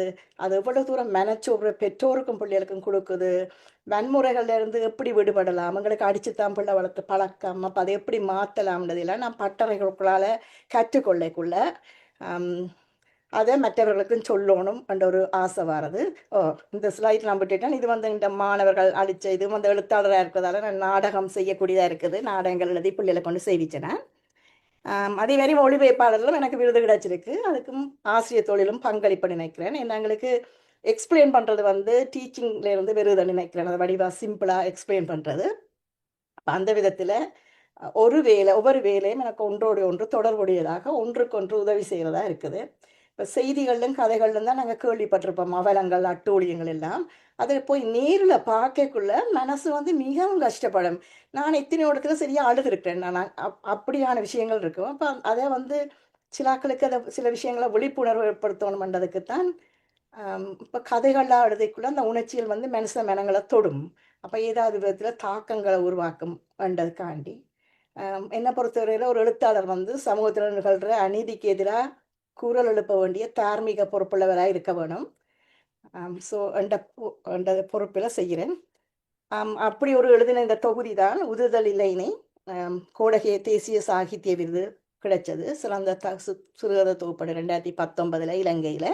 நான் முதலாவது புத்தகம் தான் இந்தியாவில் செய்தேன். நான் அதுக்கப்புறம் யோசித்தேன், ஏன் இந்தியாவில் நாங்கள் செய்யணும், இலங்கையில் செய்தால் அந்த அது இலங்கையில் இருப்பவர்களுக்கு பயனுள்ளதாக இருக்கட்டும் என்று அப்படித்தான் இது செய்தேன். இது 2வது நான் வச்ச புத்தக வெளியீட்டு விழா. அதுக்கு பிறகு நாங்கள் ஒன்றுமே நேர செய்யலை, எல்லாம் சூமில் தான் சேர்னாங்க. காரணம், எனக்கு ஆக்களை வில்லங்கத்துக்கு கூப்பிட்டு புத்தகத்தை கொடுத்தா அவ வாசிக்கணுமா இல்லையா, ஏன் அப்படி என்று ஒரு தயக்கம் இருந்துச்சு. அதில் பார்க்க சூமில் போட்டு அமேசானில் போட்டால் விருப்பமானாக்கள் வாங்கட்டும்னு யோசித்தேன். இந்த உதிர்தல் இல்லையில் வந்த உள்ளங்கால் புல் அழுகை என்ற ஒரு கதையை ஜீவநதியில் ஒரு பெரிய ஆர்டிக்கலாக டாக்டர் முருகானந்தன் எழுதியிருந்தவர் அந்த கதையை பற்றி. அதே மாதிரி அடர் இருளன் செய்ய வேண்டதை டாக்டர் செல்வரஞ்சினி சுப்பிரமணியம் ஒரு ஆர்டிக்கலாக முழுசாக எழுதி சிறுகதை மேஜரியில் போட்டிருந்தவர். 2 கதைகளும் அப்படி ஒரு ஆர்டிக்கல் எழுதுகிற அளவுக்கு ஆக்களை தூண்டி இருக்கன்னைக்குள்ள 2 பேருமே எழுத்தாளர்கள், 2 பேருமே மருத்துவர்கள் நினைக்கல. இப்போ ஏதோ அந்த கதையில் இருக்குதுன்ட்டு எனக்கு ஒரு மகிழ்ச்சி ஏற்பட்டது, சந்தோஷம் ஏற்பட்டது. அது என்ன எழுத தூண்டுவதாக இருக்குது. அதே மாதிரி சுகுமார்னு எனக்கு தெரியாது. நாங்கள் இங்கிலாந்து போய் ரங்குறம் ஏர்போர்ட்லேருந்து அப்போ ஒரு மெசேஜ் வருது, பார்த்தனீங்களா தினக்குறள் பார்த்தனீங்களா, தினக்குறளில் சுகுமாரன் உங்களோட புத்தகத்தை பற்றி எழுதியிருக்காரு. எனக்கு இப்படி கால் நிலத்தில் பண்ணாமல் ஏதோ அந்தரத்தில் பிறக்கிறவே கிடந்தது, அவரே என்னை பற்றி எழுதுறாராண்டு. அப்படியான பல சந்தோஷங்கள் இந்த எழுத்துக்குள்ளால் எனக்கு கிடைச்சிருக்கு. பிறகு இது முடிஞ்சாப்பில் 2019 ஆண்டில் தமிழ் மரபு திங்கள் நடக்கிறபடியாக மட்டும் இல்லை, நாங்கள் ஜனவரியில் பொங்கலை பற்றி கதைக்குனாங்க. பொங்கலை பற்றி கதைக்கு அநேகமானாக்களுக்கு நாங்கள் ஏன் பொங்குறோம் மட்டும் விளங்குறோம் பிள்ளைகளுக்கு. அப்போ நாங்கள் இயற்கையோடு வாழ்ந்தாங்க, சூரியனுக்கு நன்றி சொல்கிறோம் அந்த விஷயங்களை. அப்போ நான் இப்படி ஒரு கதை எழுதினால் நல்லா இருக்கும். அதாவது பிள்ளைகளுக்கு பார்க்குறதுக்கு சந்தர்ப்பம் இல்லை. வீட்டுக்குள்ளே பொங்கல் பொங்கினா உண்மையான பொங்கல்ண்டா பற்றி எப்படி நடக்கும்ன்றதையும் பார்க்க இல்லாத ஒன்று. 2வது ஏன் பொங்குறோம்ன்றதும் எல்லா பேரண்ட்ஸும் அதை சொல்லிக் கொடுப்போம்னு சொல்லலாதுன்றக்காண்டி தான் அப்படி எழுதினேன். எழுதுறதுக்கு இந்த மகளும் நானும் சேர்ந்து தான் எழுதினாங்க. அவள் இங்கிலீஷில் எழுதுறவன், நான் அதை தமிழாக்கினேன். பிறகு ஜீவா இந்த புத்தகத்துக்கு படங்கள் கீறினவர். அவற்ற படங்கள் தான் அந்த கதைக்கு உயிர்ப்பை கொடுத்தோன்னு சொல்லலாம். இந்த வாசிப்பு பகிர்வு நாங்கள் ஜூமில் செய்தனாங்க. இந்த கதையை கொண்டு போய் எல்லா ஸ்கூல் போர்டிலும் நாங்கள் வாசிக்கிறோம். எல்லா ஸ்கூல் போர்டும் இன்வைட் பண்ணியிருக்கோம் இதை பற்றி தெரிஞ்சு அப்படி போய் வாசிக்கக்குள்ள உண்மையாக எங்களோட பிள்ளைகளுக்கு ஒரு கண்ணாடி மாதிரி இருக்கும். அதாவது நான் தங்களோட வாழ்க்கையை பார்க்குற மாதிரி, மற்ற பிள்ளைகளுக்கு ஜன்னல் மாதிரி இருக்கும்னு சொல்லலாம். மற்ற ஏனைய சமூகத்தவர்கள் இப்போ தங்களோட ஈத் பண்டிகையை ஞாபகப்படுத்துது அப்படின்லாம் சில பிள்ளைகள் சொல்லிச்சு. நம்ம அப்படி கேட்கலையும் ஒரு சந்தோஷமாக இருந்துச்சு. பிறகு இந்த கதையை இந்த மகள் ஃப்ரெஞ்சில் 3வது மகள் ஃப்ரெஞ்சில் ட்ரான்ஸ்லேட் பண்ணியிருக்கிறேன். இப்படித்தான் பல்லடத்தில் போய் வாசிச்சினாங்க. இதுதான் என் 3வது மகள், இது மூத்த மகள், இதுதான் கதை எழுதினவ. பிறகு வேர்ல்ட் புக் டேயில் ஏப்ரல் 23 2022 இந்த ஓவியர் ஜீவா தன் பேரன் தனக்கு பிடித்த புத்தகம் தன் பள்ளிக்கூடத்தில் கொண்டு ஷேர் பண்ணலாம்னு சொல்லி ஷேர் பண்ணியிருந்தவர். அதுவும் மிகவும் சந்தோஷமாக இருந்தது. ஜீவாவை தெரிய வந்ததும் தாய் வீட்டுக்குள்ளால தான். தாய் வீடு ஒரு ஓவிய பயிற்சி ஒர்க் ஷாப் வச்சது. அதில் என்னை அவர் பார்த்து கீறினவர். அதில் தான் அவருக்கு என்ன ஞாபகம் இருந்து இப்போ அவர் என்ன ஃபேஸ்புக்கில் தொடர்பு கொண்டதால் இப்படி புத்தகங்களை செய்யக்கூடியதாக இருந்துச்சு. இது சில நேர்காணல்கள், திவ்யராஜன் செய்த நேர்காணல். வேறு இது நாட்டுக்கு வெளியில் நடந்த சில நேர்காணல்கள். இது நான் செய்த தலைமுறை வரவேற்புரை அப்படியானது. பிறகு நாங்கள் அப்பாண்ட நூற்றாண்டுக்கு நினைவாக இலங்கையில் ஒரு சிறுவர் நூல் வெளியிடுவோம் யோசித்தேன். அப்போ அது சிறகை விரித்து பரப்பம் உண்டு. நூலகர் செல்வராஜா தான் அதுக்கு பேர் போட்டவர். அவர் தான் முன்னுரையும் தந்தவர். நாங்கள் ஓப்பன் எண்டட் கொஷின்ஸ் போட்டு அந்த கதை புத்தகம் செய்தேன். இப்போ உதாரணத்துக்கு நாயும் எலும்பும் கதை எல்லாருக்கும் தெரியும் தானே. பாலத்தில் போய்க்குள்ள அப்போ ஏன் நாய் சுற்றுமுற்றும் பார்த்தது என்ற ஒரு கேள்வி கேட்டால், இப்போ எந்த வகுப்பிலும் இதே புத்தகத்தை பாவிக்கிறேன்னா அப்போ பிள்ளைகள் ஒவ்வொருத்தரும் வித்தியாசமாக மாதிரி சொல்லுவினோம்.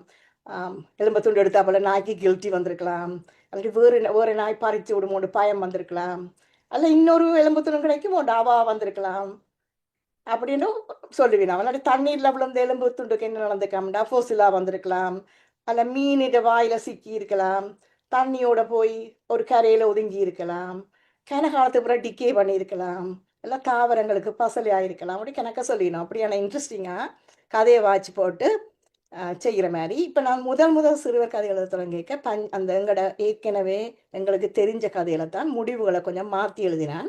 இப்போ உதாரணத்துக்கு கொக்கும் நரியின் கதையில் முதல் தட்டையான பாத்திரத்தில் கொக்குக்கு நரி சாப்பாடு கொடுக்குதுன்றதை, அப்புறம் கொக்கு வந்து உயரமான பாத்திரத்தில் 2 பேருக்கு சாப்பாடு கொடுக்குறது உண்மையான கதை. அப்போ அதை நான் அதை மாற்றி கொக்கு வந்து நரிக்கு தட்டையான பாத்திரமும் தனக்கு உயரமான பாத்திரம் வச்சு தண்டு போட்டு அது கேள்விகள் புடைக்க. அப்போ இது எப்படி நட்ப வழக்கம் அப்படியான கேள்விகள் போட்டினான். இது தான் அந்த இந்த ஒன்றிய உரைக்கு சிறு தொகுதிக்கான அரசியல் இலக்கிய விருது 2023 கிடைச்சது. இது ஒன்றிய உரையை பற்றி வந்த விமர்சனங்கள் இதெல்லாம் தெரியாதாக்கள் எழுதினோடைய தான் போட்டிருக்கேன். வாசிச்சாக்கள் தாங்களாகவே எழுதுனது, நான் கேட்காம.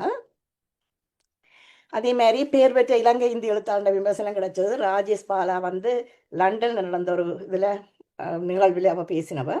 அம்பை வந்து ஃபேஸ்புக்கில் கேட்டு புத்தகம் வாசிட்டு எழுத்தில் எழுதி அனுப்பினவ.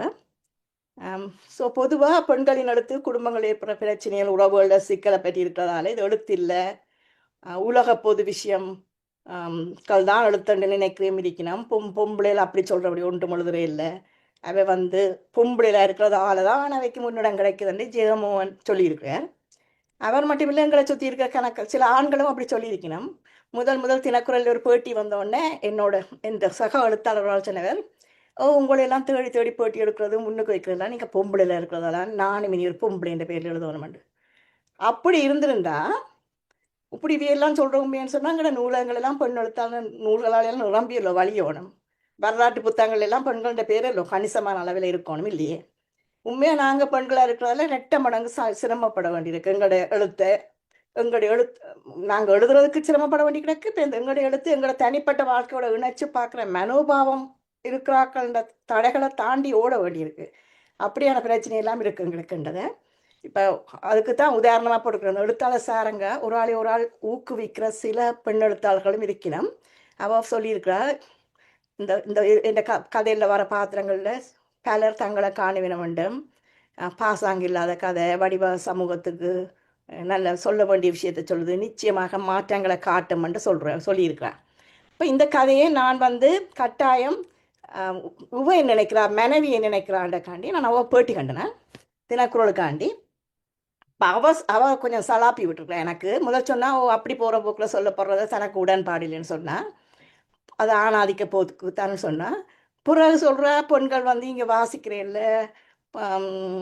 எல்லாம் பொது கருத்தை தான் எழுதினம் என்று சொல்லி போட்டு இப்போ எந்த சொல்கிறேன் ஆண் கேட்பது ஒரு சீண்டல் எழுதி காட்டுவது தான் பெண்ணுக்கு சவால்ன்ட்டு அவன் சமாளிக்கிறான். இப்போ இவையெல்லாம் சொல்கிறத நாங்கள் இதை பெருசுபடுத்தணுமா அன்றும் ஒரு கேள்வி வரலாம்.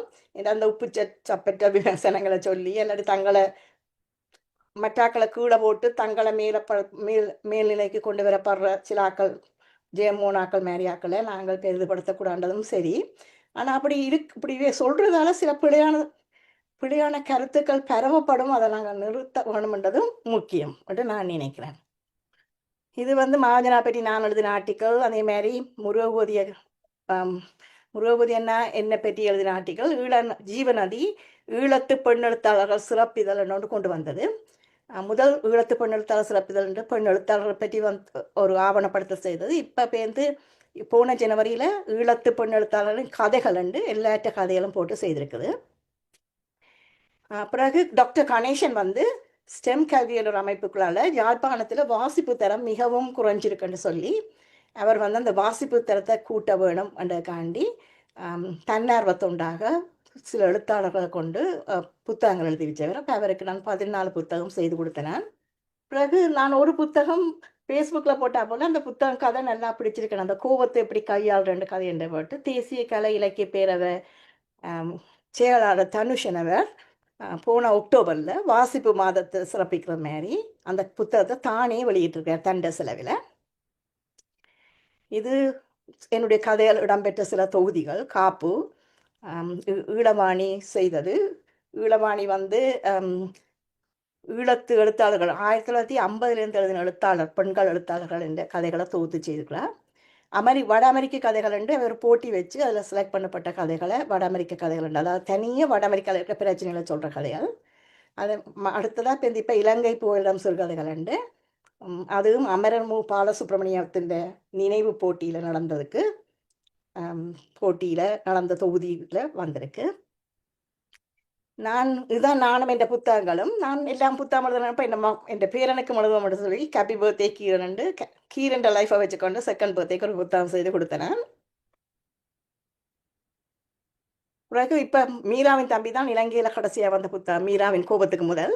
அது 3 மொழியிலும் வந்தது. இங்கிலீஷிலும் தமிழிலும் சிங்களத்திலும். அதுக்கு சிறுவர் இலக்கியத்துக்கான அரசு சாகித்ய விருது பரிந்துரைப்பு பரிசு கிடைச்சிருக்கு. கனடாவில் கிடைத்த விருதுகள்னு பார்த்தா ஒன்று வட அமெரிக்க தமிழ் மேன்மையாளர் விருதுன்னு சொல்லி வட அமெரிக்க தமிழ் சங்கம் தந்தது. பிறகு ஆக்க இலத்திக்கான தமிழர் தகவல் விருது கிடைச்சிருந்தது போன வருஷம். இது நான் செய்த சில அளிக்கைகள். மதர்ஸ் டே செலிப்ரேஷனுக்கு கெஸ்ட் ஸ்பீக்கராக போய் கதைச்சிருக்கிறேன். மற்றது வசந்தத்தில் 15 வயதினர் எதிர்நோக்கிற பிரச்சனைகளை பற்றி கதைச்சிக்கிறேன். மற்றது 20ஆம் நூற்றாண்டு ஈழத்து தமிழ் இலக்கியம்னு நல்ல ஒரு தொகுப்பு வந்திருக்குது. அந்த தொகுப்பை பற்றி பைந்தமிழ் சேனல் அமைப்பில் கதைச்சிருக்கிறேன். அதை விட சில அளிக்கைகள் செய்திருக்கிறேன். ஓர் இவள் அண்டு ஹீராண்ட கதையாக சொன்னான். காற்று வழியின் அரங்காடு காற்றில் நாம் சென்றல ஒரு நாடகம் நடிச்சினான். அதை விட தக்ஷிலா சுவர்ணமாலி என்ற ஒரு சிங்கள எழுத்தாளர் பொட்டு என்ற கதையை முதல் முறையாக சபையினருக்கு மெய்நிகர் வழியில் கதையாக வாசிச்சிருக்கேன். வகுப்பில் கதை வாசிக்கிறது கதை சொல்கிற உண்டுதான் பிள்ளைகளுக்கு. ஆனால் இது வளர்ந்தவர்களுக்கு செய்கிறது கொஞ்சம் வித்தியாசம். அப்படி என்னை நம்பி என்னை சொல்ல வச்ச சுமதிக்கும் கதையை வாசிக்க வச்ச சுமதிக்கும் கதை சொல்லல் செய்ய வைத்த அகிலுக்கும் இந்த நேரம் நான் மீண்டும் நன்றி சொல்லிக்கொள்கிறேன். இப்போ அடுத்ததாக நடந்தது இப்போ இங்கே நாங்கள் செய்கிறது ஊர் திரும்பல். இந்த ஊர் திரும்பல் என்ற கதை என்னுடைய மகள் எழுதின 3 கதையும் என்ற 4 கதையையும் நாங்களே மொழிபெயர்த்தினாங்க. அவன்ற கதையை நான் தமிழில் மொழிபெயர்த்தினான். அவள் இங்கிலீஷில் மொழிபெயர்த்தவ.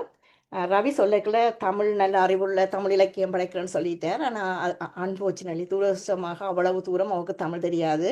நான் தமிழ் கதையை வாசிக்க அவள் இங்கிலீஷ் அதில் மொழிபெயர்த்தவ.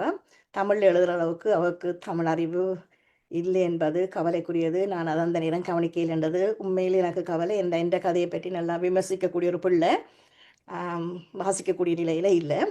ஸோ இதை நாங்கள் செய்தாங்க. இதில் வித்தியாசமான ஏஜ் குரூப்பில் இருக்கிற பலர் பேசினவர்கள் நீங்கள் பார்க்கலாம். சுல்பிகா, சுதா, மயு, ஆரணி, அரசி என்று மனுவல் ஜேசாசன் சிறப்பாக இந்த நிகழ்ச்சியை தொகுத்து தந்தவர். அப்புறம் இதுதான் அந்த தாய் வீட்டில் வந்திருக்கிற சமூக உளவியல் பார்வை ஊர் திரும்பல் சுகோதியை பற்றி சுல்பிகா எழுதியிருக்கிறார். விமர்சனம்ன்றது இலக்கியம் என்பது வாழ்க்கை பற்றி ஒரு மொழிவன் சொல்கிற W.H. ஹட்சன்.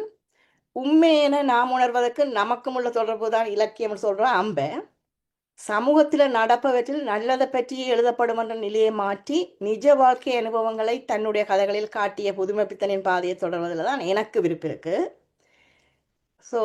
தர்மன் சொல்கிறார், உங்கள் படைப்புகளை புகழ்வருடன் கொஞ்ச நேரம் உரையாடுங்கள், சரியான விமர்சனத்துடன் குறைகளை காட்டுவருடன் தொடர்ந்து உரையாடுங்கள் என்று. 100 வெளியீட்டு விழாக்களை தயவு செய்து கொண்டாட்டமாக மாற்றாதீர்கள். நம்முடைய படைப்புகளில் உயிர் இருக்குமாயின் காலம் அதை சுமந்து கொண்டு வரும். இல்லை என்றால் நாம் என்ன பிரயத்தனம் எடுத்தாலும் காலம் கொஞ்சம் கூட ஈவிரக்கம் இல்லாமல் சுவடே தெரியாமல் அழித்து விடுவண்டு. இப்போ நான் இதைத்தான் முடிந்த வரையில் செய்ய முயற்சிக்கிறேன். தானே வாழும் அது நானாக பெருசாக ஒன்றும் செய்ய தேவையில்லை. மற்றது நான் யாராவது விமர்சனம் செய்ய போயிடும் எனக்கு சொல்லி போட்டு செய்தால் நான் சொல்கிறேன், குறையும் தயவு செய்து சேர்த்து சொல்லுங்க, சும்மா ஒரு மணி பாராட்டாதீங்கன்ட்டு. மற்ற வாழ்க்கையில் உற்சாகமூற்ற பொழுதுபோக்குகள் இந்த வாழ்க்கையை சந்தோஷமாக வச்சிருக்கிறதுக்கு எழுத்துக்கும் தூண்டுற பொழுதுபோக்குகள்னா பயணங்கள். அதுவும் பிள்ளைகளோட பயணம் போகிறவங்களாம் பிடிக்கும். இந்த அவ மாதத்தில் ஒரு கிழமையில சனி ஞாயிறு வருவினாலும் 2 நாள் நின்றுட்டு 1.5 நாள் ஆக்சுவலி சனிக்கிழமை சனிக்கிழமை ஞாயிறுலாம் போயிடணும். ஆனால் அப்படி ட்ரிப்புக்கு போனால் தொடர்ந்து ஒரு கிழமை நேரம் செலவழிக்கக்கூடியதாக இருக்கும். ஸோ ஆனபடியாக பிள்ளைகளோட ட்ரிப் போகிறது நல்லா பிடிக்கும் எனக்கு. பிறகு வீட்டில் நல்லா தோட்டம் செய்கிறதுக்கு சொன்னான். வீட்டில் எனக்கு ஊரில் இருக்கிற மாதிரி ஒரு பிரமைக்காண்டி வீட்டுக்குள்ளே தாவரங்கள் வச்சுக்கிறேன். அதை விட வீட்டு தோட்டம் செய்கிறேன் நான். அதில் ஒரு சந்தோஷம் இருக்குது. ஒவ்வொரு இலையிலையாக வரைக்குள்ள இப்போ இந்த காய்க்கக்குள்ள பொதுவாக நான் அரசியல் கூட்டங்களுக்கோ அல்லது பிக்கரிங்குக்கோ போகிற இல்லை. முதல் நான் போனது இந்த ஒன்டாரியோ சயின்ஸ் சென்டரை இல்லாமல் பண்ண போய் நம்மட்டு தான். ஆனால் அது டாக் ஃபோன் நினைச்சது தான் செய்கிறேன். இப்போ இந்த 65வது பிறந்த நாள் அன்பளிப்பாக இலங்கையில் நாங்கள் மனசை மனசை என்ற உளவியல் கற்ற தொகுதியும் சிந்துவின் தைப்பொங்கல் என்ற நூலையும் இலவசமாக கொடுத்துருக்குறோம் எல்லாருக்கும் மீன்ஸ் சின்ன பிள்ளைகளுக்கு, இது பெரியாக்களுக்கு, மனசை பெரியாக்களுக்கு, அது சின்ன பிள்ளைகளுக்கு. இப்போ கடைசியாக இந்த ஹாலிடேஸுக்குள்ளே செய்தது அமேசானில் இருக்குது. இப்போ மீராண்ட கோபத்தோட செயல்களும் நிறங்கள், நோ மீன்ஸ் நோ, அதாவது வேண்டாம் என்றால் வேண்டாம்ன்றது கட்டாயம் சின்ன பிள்ளைகளுக்கு தெரிய வேணுமென்றக்காண்டி தமிழிலும் இங்கிலீஷிலும் எழுதிக்கிறேன்.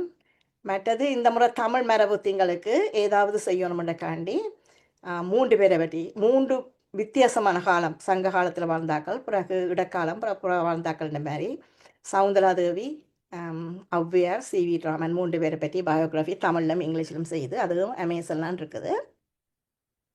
இது பொங்கல் புத்தகம் சில பாடசாலைகளில் இருக்குது. என்ற பொங்கல் புத்தகம் என்றது சந்தோஷம். எல்லாரும் கேட்குறவே உங்களோட அம்மா அப்பா உங்களோட பரம்பரையில் எதுவும் எழுத்திருக்கான்னு ஒரு வேறும் இல்லை. ஆனால் நிச்சயமாக தொடர போகிற பங்களிப்பு இருக்குன்னு நம்புகிறேன். நான் சங்கரி பொட்டா பாவியா அந்த சமூக ஊடகங்களில் ஊடகங்கள் இல்லாமலும் எங்களை கண்டறிதல் ஒரு ஆர்டிக்கிள் எழுதி தமிழ் இலக்கிய தோட்டத்தில் பரிசெடுத்தவா. பிறகு சிந்துவின் தைப்பொங்கலை ஃப்ரெஞ்சில் மொழிபெயர்த்திருக்கலாம். இதான் அவன் ஆர்டிக்கிள், விண்டீஸ் ஓ பாபிஸ் and finding our self with bit of social media. மற்ற மூத்த மகள் ஏற்கனவே சொன்ன மாதிரி அவள் கதை எழுதுறவ, நிறைய பேச்சு பேசுகிறவ. இப்போ அந்த விதத்தில் 2 பேர்ட்டையும் பங்களிப்பு தொடரும் எழுத்து என்று நான் நம்புகிறேன். ஸோ வாழ்க்கையில் கொடுப்பனவுகள் பிறந்ததுக்கு வாழ்ந்ததுக்கு பொருள் கண்டிப்பாக ஒரு நிறைவு இருக்குது. வாழ்க்கை முழுமையடைக்கு புத்தாம் படிக்கிறோம்னு சொல்லுவேன். நல்லா ரெண்டாவது புள்ள பிறக்கணும், 3வது மரம் நாட்டணும் உண்டு. அது தான் முழுமையில்லைன்றாலும் அந்த 3ஐயும் இந்த வாழ்க்கையில் செய்கிற சாத்தியம் கிடைச்சிருக்கு. பட் இங்கே கல்வி சபையில் புத்தகங்கள் இடம் பிடிச்சிருக்கிறதால நான் இல்லாட்டியும் என்ற புத்தகங்கள் இங்கே இருக்க போது தொடர்ந்து. மற்ற இலங்கையில் பரிசுகளை பெற்றிருக்கு. அதை விட கலாச்சார திணைக்களம் கொள்வனவு செய்திருக்குன்றதுலும் பெரிய எனக்கு ஒரு அங்கீகாரம் கிடைச்ச மாதிரி ஒரு சந்தோஷம் இருக்குது. 2 பிள்ளைகள் மருத்துவராக இருக்குது, ஒரு பிள்ளை எழுத்தாளராக இருக்குன்றதை விட எனக்கு சந்தோஷம் என்னென்னா அது அவன் சிந்தனை தான். சுற்றுச்சூழலை மேம்படுத்துறதுக்கு சிரத்தையோடு நினைக்கிற ஒரு பிள்ளை, மனிதர்கள வாழ்க்கை தரத்தில் மாற்றம் ஏற்படுத்துறதுக்கு கேரிசனையோட சிறப்புற இன்னொரு பிள்ளை. அவள் ஹெல்த் கார்டு இல்லாட்டியும் எப்படி ஆக்களுக்கு மருத்துவம் வழங்கலாம் என்றதை பற்றியே அவள் அதை பற்றியே அது செய்து அதுக்கான முயற்சிகள் செய்து கொண்டிருக்கிறார் 2வது மகள்.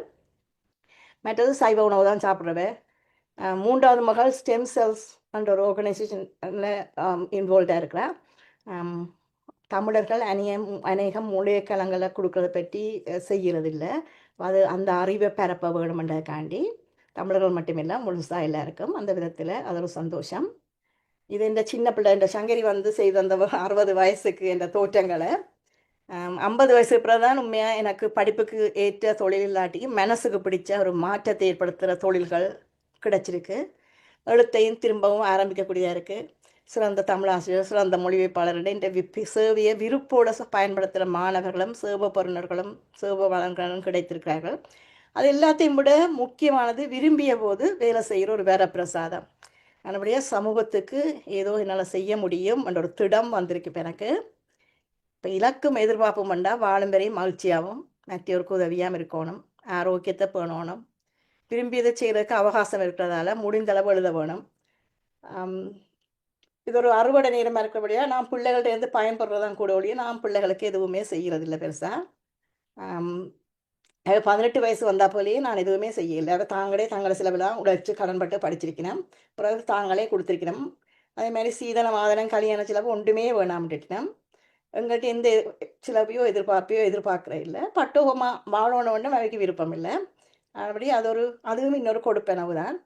சில வழியில் அளவுக்கு அதிகமாக சுயாதீனமாக இருக்கணுமோடு யோசித்தாலும் கூட தங்களோட சேமிப்பெல்லாம் பிள்ளைகளுடைய போகுது, நேரமெல்லாம் பேரப்பிள்ளையுடைய போகுதுன்னு எல்லாரும் சிலாக்கள் புலம்புகிறத பார்க்கக்குள்ள அந்த விதத்தை கொஞ்சம் லக்கி நான் நினைக்க வேண்டி கிடக்கு. ஏன்னா இப்போ அதால் எனக்கு நிறைய எழுத முடியுது. அந்த விதத்தில் ஒரு விதத்தில் கொடுப்பனவு தான். அப்படியே மகிழ்ச்சியாக வாழ்றதுன்னு பெருசாக கஷ்டமாக இல்லை. இப்போ எனக்கு எழுத ஒன்றுமண்டு ஆர்வமும் உந்துதலும் நிறைய இருக்குது. ஆனால் ஒரு பிரச்சனை என்னென்னா வயசு முதியோர் நிலை அடைஞ்சிட்டபடியா எப்படா என்ன நடக்குமோன்னு தெரியாதபடியாத்தான் ஒரு தயக்கம் இருக்குது. அதுக்கிடையில் உலகத்தை முடிக்கலுமாண்டு உங்களோட நான் சொல்கிறதெல்லாம் எல்லாருக்கும் உங்களோட வாழ்க்கையை நான் நல்ல வகையில் பாதிச்சிருந்தா என்ன உங்களுக்கு அறிமுகப்படுத்தின பிரபஞ்சத்துக்கு நன்றி சொல்லுங்க. தீய விதத்தில் பாய்ச்சிருந்தா மன்னித்து கடந்து விடுங்கோ. இறந்த உடலை காண வருவது உள்ளடங்காம் மீதியாவும் என்ன பொறுத்தரவையில் அவசியமற்ற மேல் பூச்சிகள் செத்தவிடும் வைக்க வேணாம்னு சொல்லிட்டேன். இந்த படைப்புகளை பார்க்கணுமெண்டா யூடியூப்பில் பார்க்கலாம், வேர்ட் ப்ரெஸ்ஸில் பார்க்கலாம். I am not what happen to me, I am what I chose to become அன்றதான் இப்போ இந்த தாரக மந்திரம். அதுவும் பொம்பளில் வந்து பொதுவில் மற்றவர்களுக்காக வாழ பிறந்ததுன்றது நினைக்கிறது. ஆனால் எல்லாருக்கும் ஏதோ ஒரு திறமை இருக்குது. அந்த திறமையை வெளிக்காட்டத்தக்கையா பிடிச்சதை செய்து சந்தோஷமாக வாழ்ந்தா நாங்களும் சந்தோஷமாக இருக்கலாம், சூழ இருப்பவர்களையும் சந்தோஷமாக வச்சுக்கலாம். எங்களுக்கு நிச்சயமாக தேவையற்றவையெல்லாம் குறுக்கிடும், சோதனைகள் வரும், இருந்தாலும் மோவலாம். கிடைக்கிற வெற்றிகள் எல்லாம் எங்களுடையவை. நீர் கொண்ட பார்வையுடன் நடப்போம். ஸோ இதுவரை என்ன செவி மடுத்த உங்கள் எல்லாருக்கும் நன்றி சொல்லி நான் உங்களிடமிருந்து விடைபெறுகிறேன். மிக்க நன்றி.